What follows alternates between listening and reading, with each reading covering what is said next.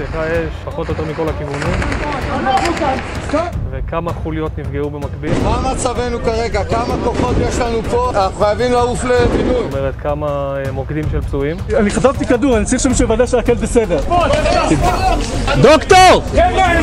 דוקטור! הצוות שלי היה אחראי על הפריצה. הגענו בצורה חשאית ומהירה לכפר, בעצם כדי לתפוס היעדים ששמם הגענו למבצע. וברגע הקיפול נפתחת אש על כוחות הסגירה. מחבל! מצד שמאל, איפה שהמדומה!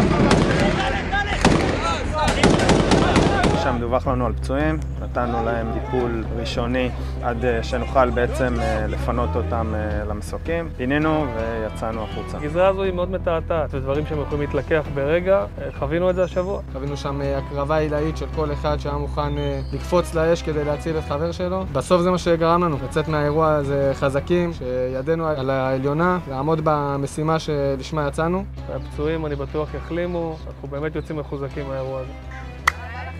תודה רבה.